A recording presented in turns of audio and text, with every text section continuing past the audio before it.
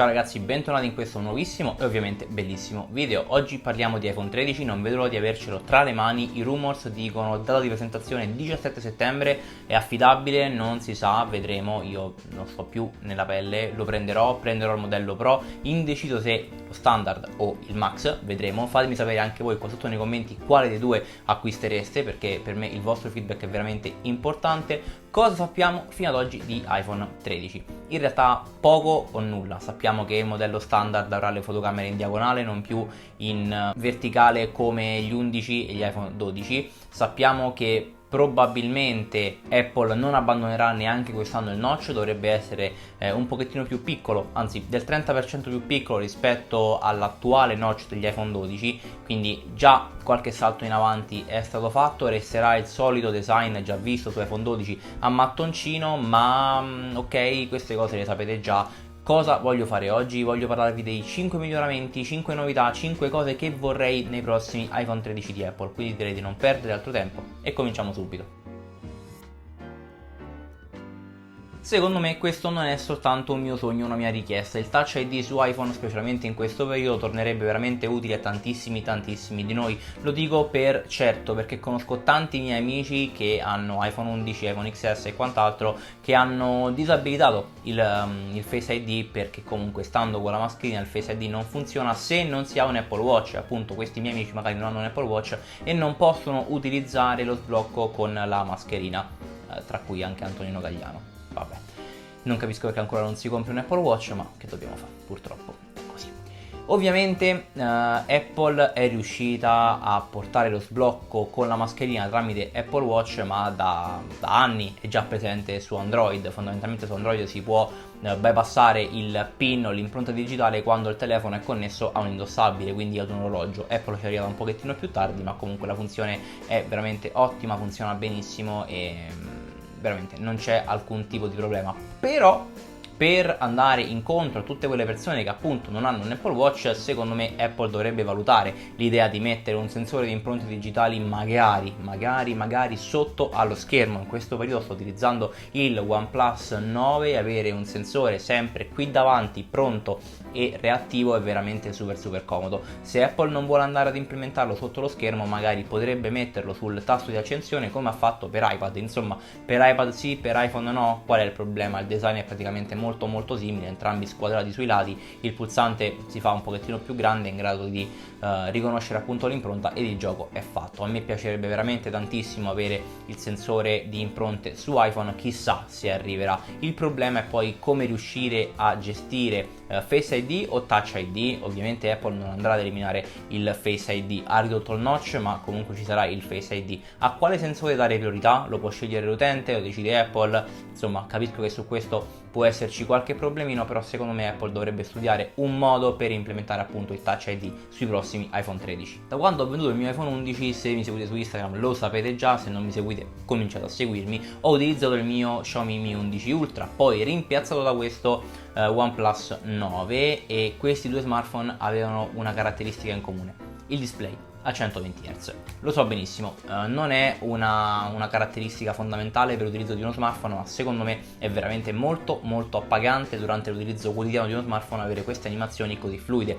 E se devo immaginare le animazioni già molto curate a livello estetico e dinamico di Apple abbinate a un display a 120 Hz, per me è veramente la svolta. Infatti si vocifera che i prossimi iPhone 13 avranno display a 120 Hz, spero che la voce poi vada a confermarsi. Non è ancora chiaro se il display a 120 Hz sarà un optional dei modelli Pro o se sarà presente anche nei modelli standard. Secondo me è più la prima ipotesi, quindi secondo me il 120 Hz lo ritroveremo soltanto nei modelli Pro, ma comunque vedremo. Quanto sarebbe bello andare in giro con un solo cavo e caricare qualunque dispositivo. Allora, sui Mac è presente la USB-C, sugli iPad è presente la USB-C, sugli iPhone Apple ancora si ostina ad utilizzare l'attacco Lightning, la porta Lightning. Per quale motivo, dico io? Per creare un senso di, non so, unicità? Basta, chi se ne frega. Meglio avere la USB-C, è proprio questa la terza miglioria che vorrei io, una USB-C anche su iPhone, in modo tale da aumentare anche la velocità di ricarica, essere compatibili, portare l'iPhone ad una compatibilità con accessori esterni, magari chiavette, hard disk, mouse e quant'altro, e andare finalmente in giro con un solo cavo, perché così veramente non se ne può più. Ormai l'iPhone è l'unico prodotto della lineup Apple a montare l'attacco Lightning e secondo me è ora di svecchiare un pochettino questo argomento, questa faccenda, e implementare una USB-C.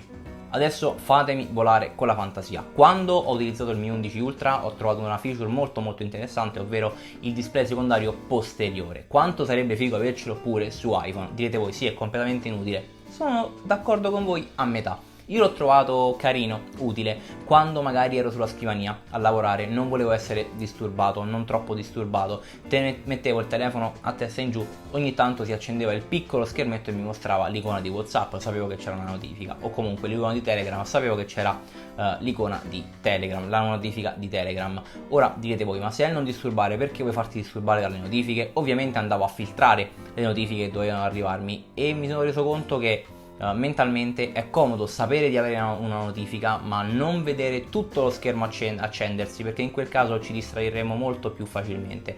Sarebbe molto interessante avere un secondo schermo posteriore anche su iPhone, perché conoscendo Apple so che ottimizzerebbe al 120% il tutto, quindi non so, me lo immagino in questa maniera: magari si posa l'iPhone a testa in giù sulla scrivania e in automatico si attiva il non disturbare. Questo Google lo fece già anni fa con il Pixel 4 mi sembra, e comunque funzionava benissimo. E in più avere magari dei settaggi rapidi, che quando si attiva il non disturbare per la funzione a schermo in giù rimangono attive le notifiche soltanto di certe applicazioni. Ecco, io un'integrazione del genere da Apple me l'aspetto e mi piacerebbe veramente tantissimo averla. Ultima caratteristica che vorrei su iPhone 13, 13 Pro, iPhone 13 Pro Max, iPhone 13 mini, tutti gli iPhone, non me ne frega niente, è un nuovo microfono posteriore. Sono uscite in rete le cover dei nuovi iPhone 13 Pro e l'isola della fotocamera è molto più grossa rispetto a quella degli attuali 12 Pro e 12 comunque, perché è praticamente identica. Per quale motivo è così grande? Ovviamente non lo so, probabilmente le modifiche alla fotocamera ci saranno, potrebbero essere delle modifiche inerenti soltanto alla fotocamera del teleobiettivo, quindi soltanto alla lente tele. Spero che non sia così, spero che però Apple aggiunga uno zoom almeno 5x ottico, in quel caso sarebbe veramente tanta roba. E però la cosa che voglio di più in assoluto è un nuovo microfono sul posteriore, perché come sapete gli iPhone sono tra i pochissimi smartphone ad avere un microfono lì ad hoc pronto che registra una buonissima qualità audio quando si registrano appunto i video. E già così iPhone rispetto agli altri competitor, agli altri smartphone, è nettamente superiore per quanto riguarda la qualità video, ma non dobbiamo mai sottovalutare l'audio, perché è molto importante. Un buon video con un audio scadente è automaticamente un brutto video, quindi l'audio è molto importante. Già così ad oggi è veramente ottima la qualità audio di iPhone, ma secondo me si può fare sempre qualcosina in più, e quest'isola della fotocamera così grande mi fa veramente ben sperare. Quindi per quanto mi riguarda, stando alle indiscrezioni e quello che sembrerebbe già quasi confermato, iPhone 13 Pro potrebbe essere veramente il miglior iPhone che io abbia mai provato. Sembra quasi un iPhone cucito su misura per me, perché sembra proprio che il notch sarà un pochettino più piccolo, ormai quasi ufficiale. I 120 Hz dovrebbero esserci. Quest'isola della fotocamera così grande mi fa ben sperare in un nuovo microfono per la registrazione dei video. In più si parla anche di registrazione video in Apple ProRes, sensore da 1 pollice, insomma veramente follie per quanto riguarda foto e video. Non vedo l'ora di avercelo tra le mani. Ovviamente porterò un video qua sul canale, quindi mi raccomando, restate sintonizzati, attivate la campanella, iscrivetevi così non vi perderete il video unboxing e la recensione di quel prodotto, e veramente non vedo davvero l'ora di avercelo tra le mani. Come detto all'inizio, sembra proprio che Apple dovrebbe presentare questi prodotti il 17 settembre. Ovviamente non ci sarà il display secondario sul posteriore, ma vabbè, tant'è. Fatemi sapere cosa vorreste vedere sui prossimi iPhone 13, iPhone 13 Pro, iPhone 13 Pro Max e iPhone 13 mini qua sotto nei commenti. Iscrivetevi, attivate la campanella, lasciate un commento, condividete il video con i vostri amici. Io sono Luca Crocco e noi ci vediamo sempre qui al più presto sul mio canale YouTube. Ciao!